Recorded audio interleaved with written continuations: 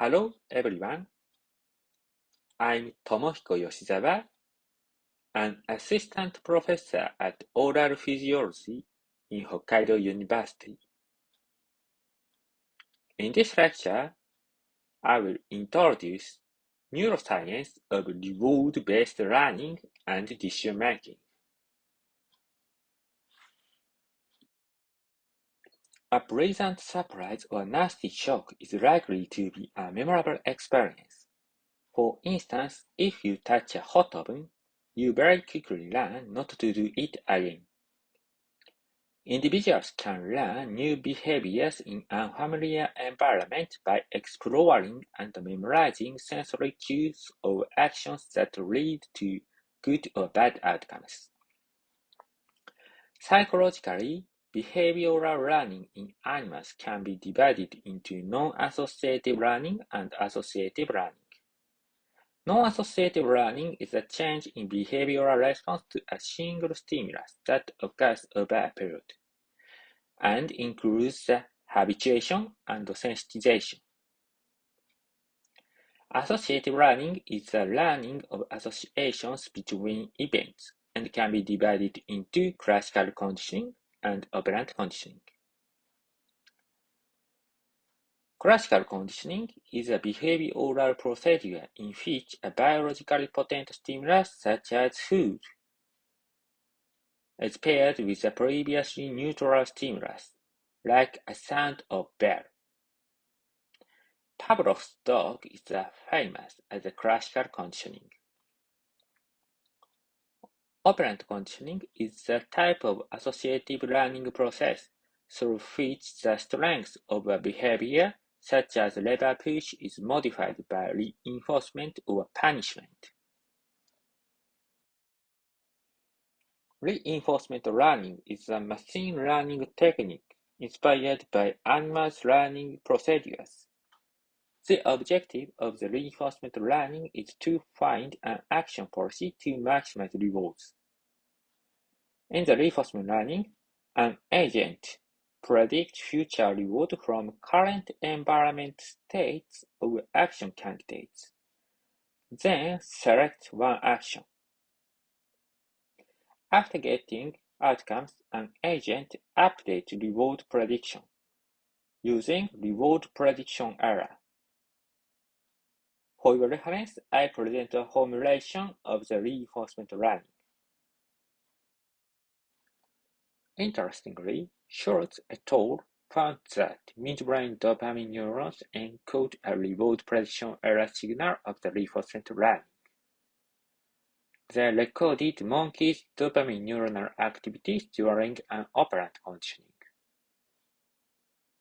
When a reward was unpredictable, dopamine neurons responded an actual reward.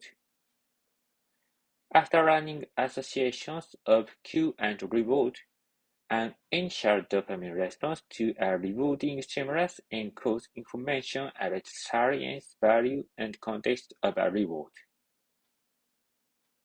Rewards that are expected do not produce a second phasic dopamine response in certain dopaminergic cells, but rewards that are unexpected or greater than expected produce a short-lasting increase in synaptic dopamine.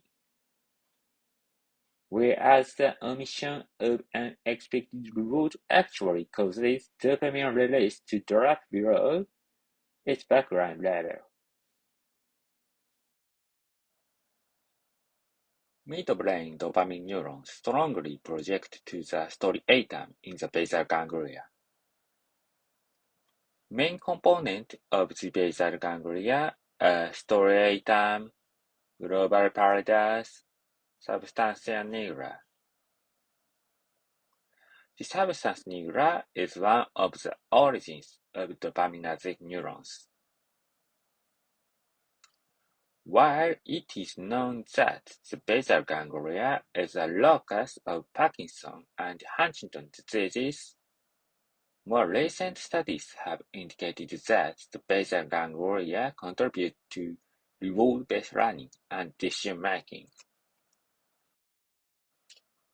The striatum is the major cortical input site of the basal ganglia. Neurons in the striatum, mainly medium spiny neurons. Medium spiny neuron is a projection neuron to the substance nigra pars reticular and global pallidus internal part. Striatal neurons receive input from midbrain dopaminergic neurons. Corticostriatal synapses show dopamine-dependent plasticity. Medium spiny neurons in striatum receive glutamatergic inputs from cortex and dopaminergic inputs from midbrain. It is known that three-factor learning rule about dopamine-dependent plasticity in the striatum. Long-term depression is occurred by simultaneous cortical inputs and medium spiny neuron spike. On the other hand, long-term potentiation is occurred by simultaneous cortical inputs, medium spiny neuron spike, and dopaminergic inputs.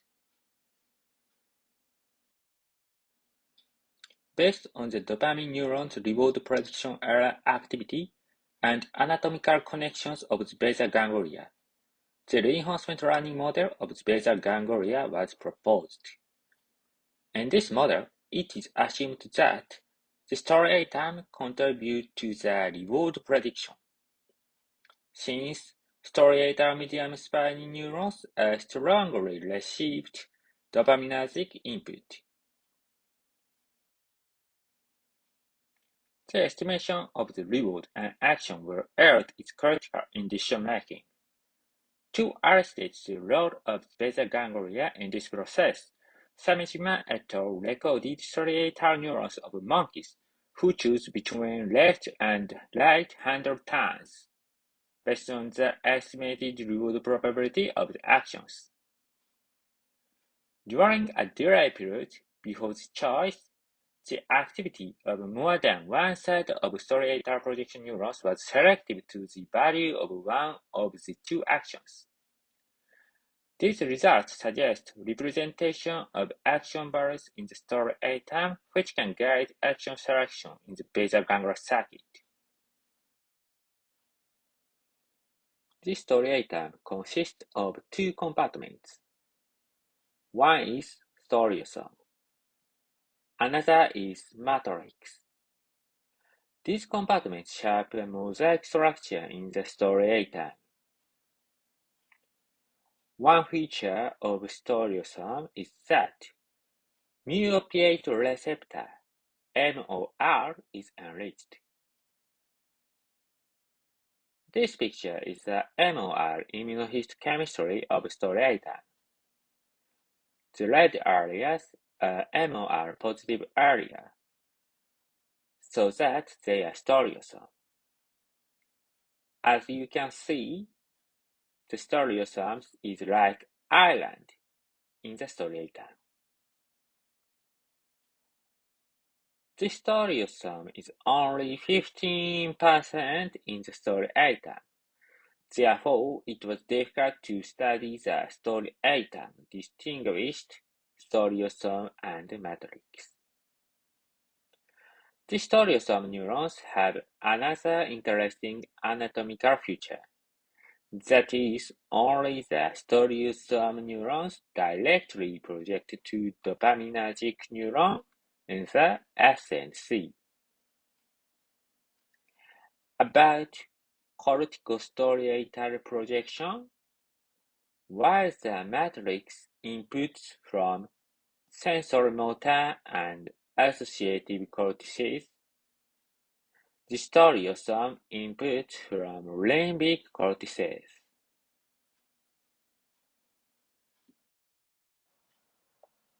What is the difference between striosome and matrix and the role for computing reward prediction error?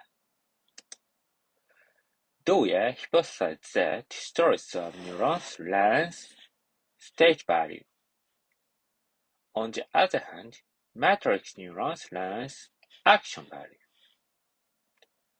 From the anatomical view, striosome neurons directly inhibit the SNC dopaminergic neurons through slow GABA-B type synapses. On the other hand, matrix neurons indirectly disinhibit the SNC dopaminergic neurons through inhibition of GABA-A type synapses input from SNC neurons. It is possible that the fast disinhibition by matrix and the slow inhibition by striosome provide Vt minus Vt minus delta T. To demonstrate this model, I set working hypotheses. The first hypothesis is that the striosome neural activities will change depending on the expected reward. This is because the striosome neurons must learn values of stimulus over situation. The second hypothesis is that the reward-based learning will be affected by the change of striosome neural activities. This is because the striosome neural stimulation will inhibit dopaminergic neural activities.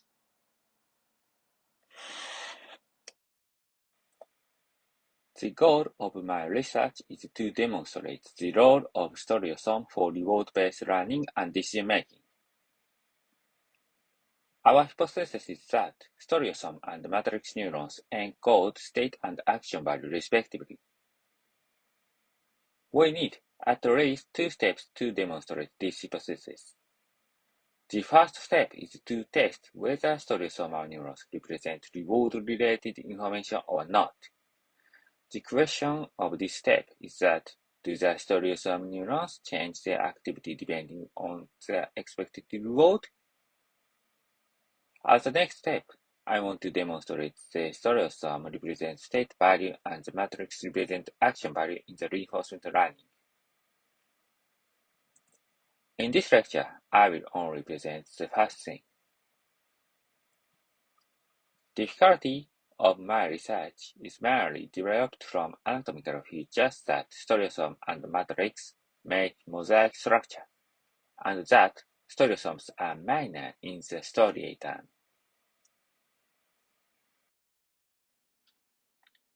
To tackle the difficulties, we utilize a transgenic mass line selectively expressing Cre in striosomal neurons, combined with endoscopic in vivo calcium imaging method. We succeeded to selectively record activities of striosome neurons during an odor conditioning task.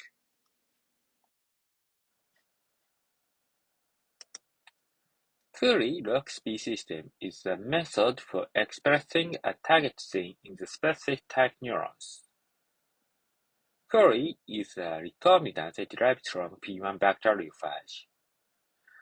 P1 bacteriophage is a virus which infects bacteria. Cre is normally used in combination with loxP. Here, loxP is DNA sequence and Cre binds loxP.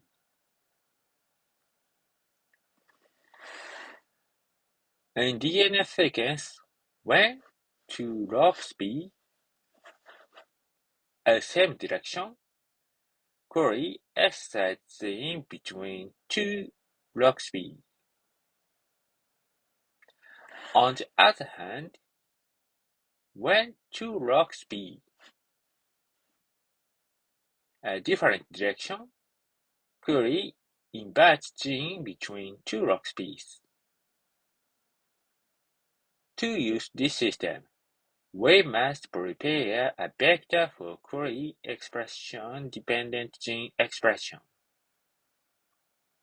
In our case, we can get flex the Camp6 S vector from the pen vector cool.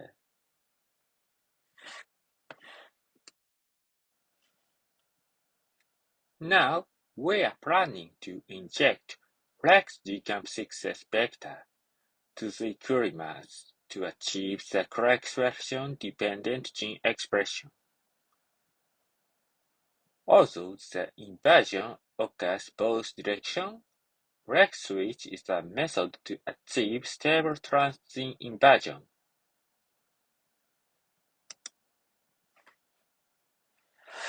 This switch uses two pairs of heterotypic antiparallel loxP type recombinant sites. One of the pair of loxP type recombinant sites partially undergo an inversion of the coding sequence. Then the other pair followed by excitation. I think there are at least two advantages to use the loxP system. One is that high expression of target gene by using high activity promoter. Second one is that various proteins can be expressed by changing injection virus. In this study, we used transgenic mice that express recombinase selectively in the striosome neurons. We prepared two test groups, striosome selective group, non-selective group. The striosome selective group mice was injected AAV synapsin flex GCAM6S to the striatum. In this group, GCAM6S expressed selectively in the striosome neurons by the loxP system. Here, GCAM6S is a calcium sensor. The right panel shows the historical images of this group. GCAM6S expressed in the green area. It was like mosaic. To check the striosome, we conducted immunohistochemistry for MOR. The deep red area was MOR positive area. That was striosome. And these red and green areas were matched, so that GCAM6S expressed selectively in the striosome. Another group was non-selective striatum neurons. The non-selective group mice was injected AAV synapsin GCAM6S was injected to the striatum. The virus did not contain the loxP sequence. In this group, GCAM6S expressed in the entire striatum, like the right panel.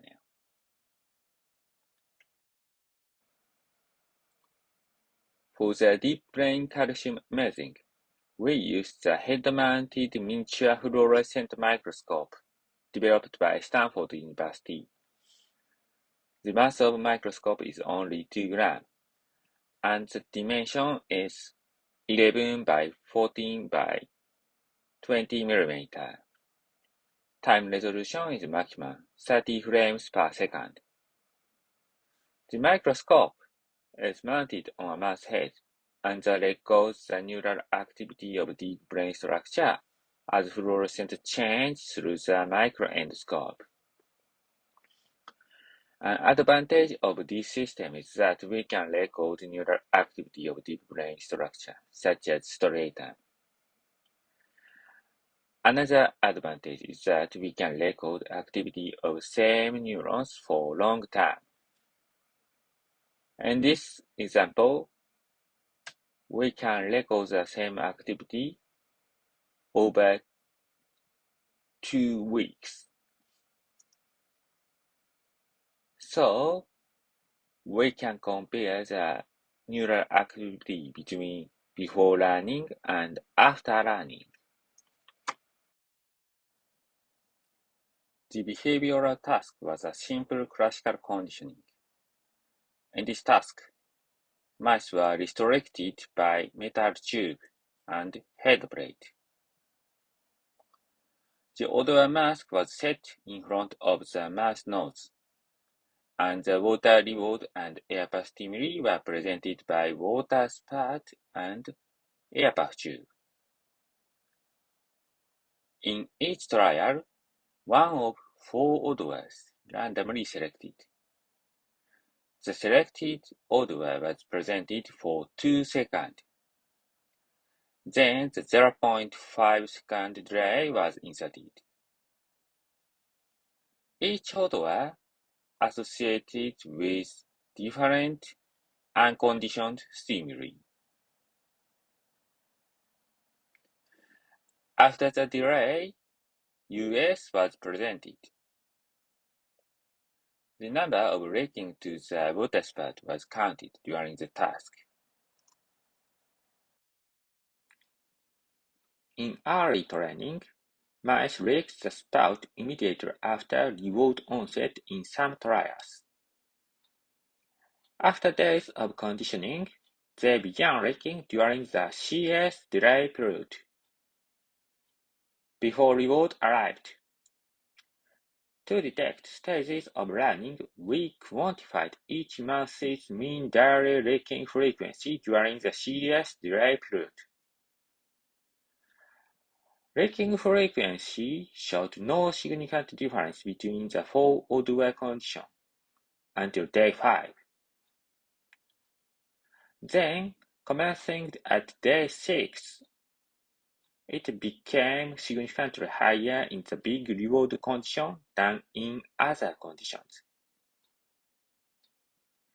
By day 11, raking frequency in big reward condition, small reward condition, and no reward condition differed significantly. Although the number of days for CS-US learning differed depending on the mouse, all 8 mice displayed similar behavior. Therefore, we defined 2 learning stages. Early stage, comprising the first 3 days that raking frequency in the CS delay period became significantly faster in the big reward condition than in the no reward condition. And the late stage comprised the first 3 days that raking frequencies during the CS delay period in big reward condition, small reward condition, and no reward condition all differed significantly.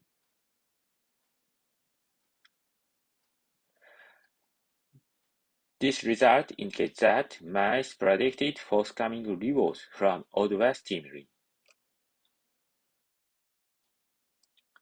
We first examined responses of striatal neurons to odor stimuli. After normalizing the fluorescence trace of recorded neurons, we detected calcium event. Calcium events estimate the strength of neural activity while taking into account the slow decay time of GCAM6S. Black dot in these figures indicate calcium events. In the early stage, normalized fluorescence of a representative striatal neuron rose with the odor stimuli associated with big reward, whereas no rise was observed in the no reward condition. The sum of amplitude of calcium events during CS delay period in the early stage was significantly larger in the big reward condition than in the no reward condition, while the amplitude in the late stage displays no significant difference between the big reward condition and no reward condition, as the response to the odor stimuli associated with big reward became weak. The amplitude correlated positively with forthcoming reward size in the early stage, but not in the late stage.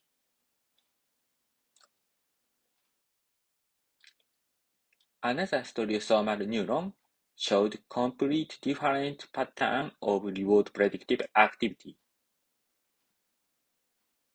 In this neuron, the activities during the CS delay period in early stage showed no significant difference between big reward condition and no reward condition,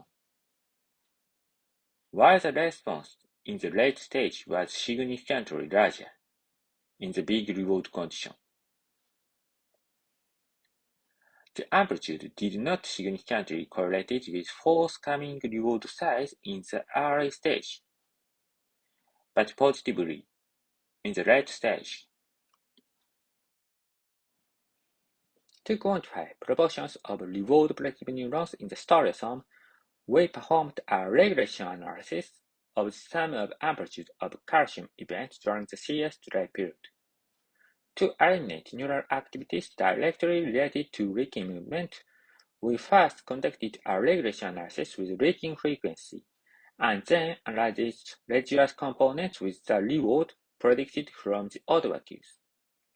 In most neurons of both striosome and control groups, reward predictive activities that had significant relation coefficient to reward were observed specifically in the early stage or late stage. 8% of striasomal neurons and 13% control neurons were reward predictive in the early stage, but not in the late stage. On the other hand, 10% of striasomal neurons and 1% of control neurons were reward predictive in the late stage, but not in the early stage. In the striosome group, only 2% of neurons were reward predictive in both learning stages.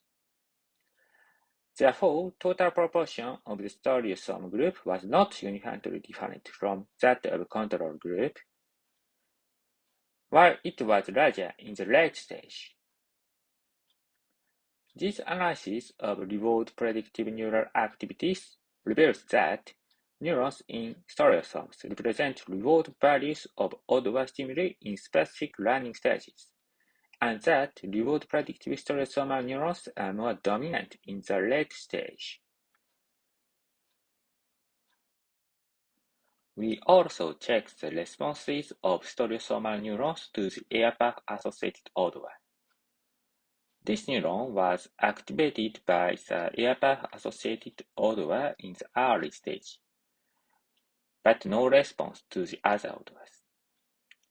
On the other hand, the response to the air-path-associated odor disappeared in the late stage.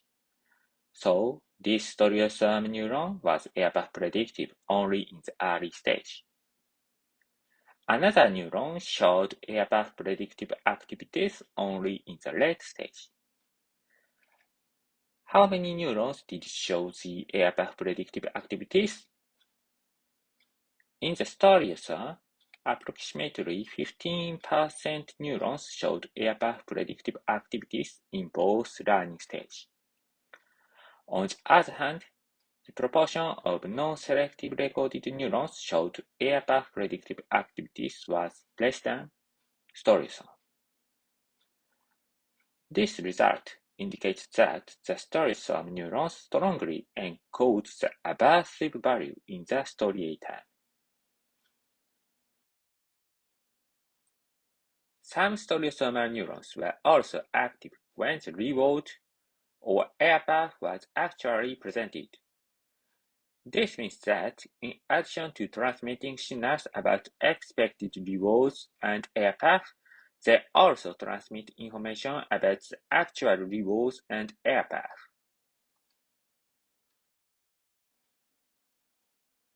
This is summary of my lecture. Striosomal neurons showed reward or air path predictive activities.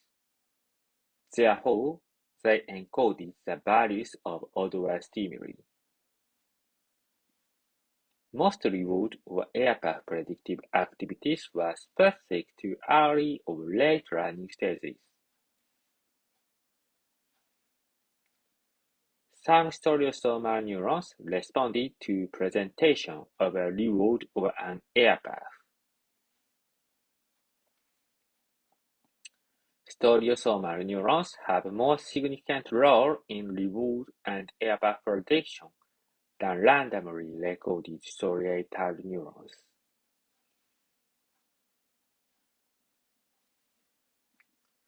These findings suggest that the striosomes participate in reward prediction with learning stage-specific neural ensembles. For more detail of my lecture, please read my original article. And if you have any question about my lecture, please contact me by email. Thank you for listening.